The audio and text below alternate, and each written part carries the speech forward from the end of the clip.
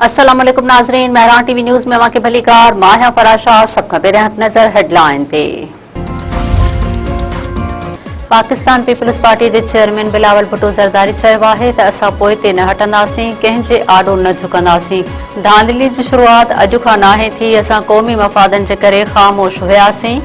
नून league वारनि आज़ाद कश्मीर जो मफ़ाद न ॾिठो, रियासत खे फ़ैसिलो करणो पवंदो त असां लाइ क़ौमी मफ़ाद अहम आहिनि या नून लीग जा मफ़ाद। नून लीग जे मफ़ाद ते मुल्क जो जेको हाल आहे उहो सभिनी जे साम्हूं आहे। मुज़फ़राबाद में जलसे खे ख़िताब कंदे बिलावल भुट्टो ज़रदारी चयो आहे त उहे ॾुख ऐं तकलीफ़ूं ॼाणा थो जेके उन्हनि ख़ानदाननि जूं आहिनि जिन जा बच्चा शहीद पिया थियनि। लॻे थो रियासत जो हर फ़ैसिलो नून लीग खे तरजीह ॾिए थो, उन जो नुक़सान कश्मीर, पाकिस्तान ऐं उन जे अवाम जो थी रहियो आहे। आज़ाद कश्मीर जे मीरपुर डिवीज़न जे 13 मां 11 तकनि जा गैर सरकारी चूंड नतीजा अची विया। 8 तकनि ते नून लीग ऐं 3 तकनि ते पीपल्स पार्टीअ जा उम्मीदवार कामयाब।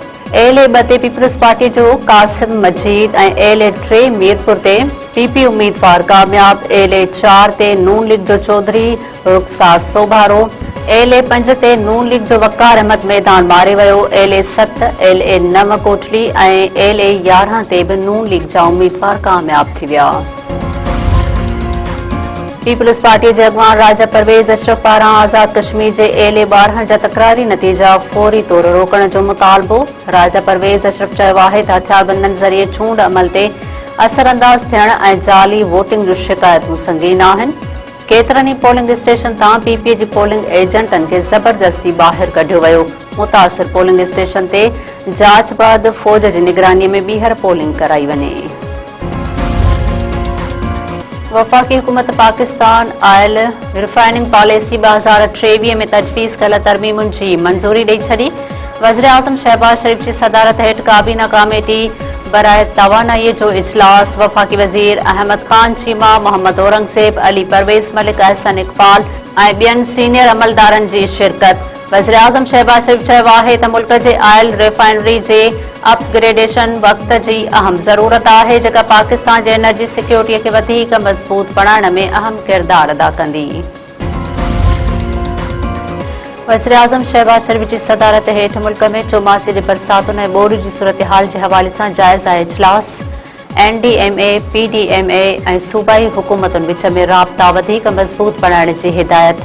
वज़ीर आज़म शहबाज शरीफ़ चयो आहे त एनडीएमए समूरनि वफ़ाक़ी ऐं सूबाई इदारनि खे ताज़ी सूरतहाल ऐं बरसातुनि जे इतलाह बर वक़्तु पहुचाए सूरतहाल जो जाइज़ो वठी लाहे अमल तइ कयो वञे।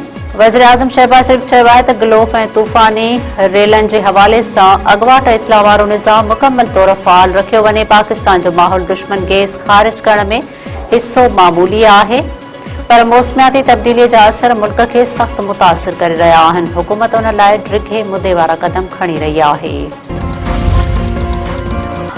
मौसमियात खाते ऐं पीडीएमए सिंध में बरसात जी अॻकथी करे छॾी। अरबन फ्लड जो अलर्ट जारी। मौसमियात खाते मुताबिक़ 31 जुलाई जी राति खां 2 अगस्त ताईं थरपारकर, बदीन, सांगड़, मीरपुर ख़ास में गजगोड़ सां बरसात जो इम्कान। टंडो, अलाहियार, उमरकोट, कराची, ॼाम शोरो, सखर, कंबर, शहदादकोट में भी बरसात पइजी सघे थी। नवाबशाह, खैरपुर ऐं ठटे में भी बरसात जो इम्कान। एनडीएमए तरफ़ां शहरुनि खे बरसात दौरान गैर ज़रूरी सफ़र खां पासो करण ऐं हेठाणी वारनि इलाइक़नि खां परे रहण जी अपील। सिंध नेशनल पार्टी जो senior vice chairman Ramzan Buledi Karachi में अदालती इहाते मां गिरफ़्तार। सिंध हाई कोर्ट रमज़ान बुलैदी जी ज़मानत रद्द करे छॾी।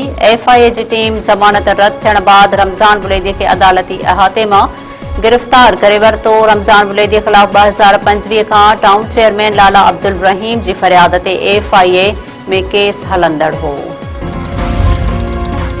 मीरपुर माथेड़ो में हथियारबंदनि गोलियूं हणी हिक ॼणे खे क़त्ल करे छॾियो। बाईपास वटि हथियारबंदनि जी फायरिंग में ज़ुल्फ़कार कोलाची ज़ख़्मी। फायरिंग में ज़ख़्मी थियल ज़ुल्फ़कार कोलाची अस्पताल में ज़ख़्मनि जा सूर नसण ते फ़ौत थी वियो। मक़तूल जे वारसनि जो लाश रखी एसएसपी ऑफिस अॻियां धरणो। कातिलनि जी गिरफ़्तारीअ जो मुतालबो।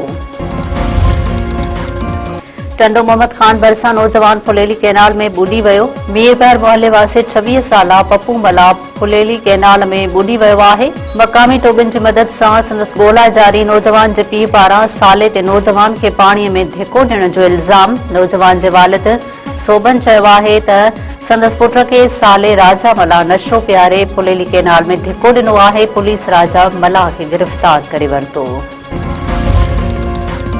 मटियारी मां पुरस्कार नमूने गुम थी वियल पोरियत जो खॾ मां लाश हथ गुज़िरियल ॾींहं खां पुरस्कार नमूने गुम थियल पोरियत टोह जो 24 कलाकनि बाद पाणीअ जी खॾ मां लाश मिलियो। वारसनि मूजिबि पोरियत वाटके जो कमु कंदो हुयो। कुझु ॾींहं खां कमु न मिलण करे परेशान हुयो।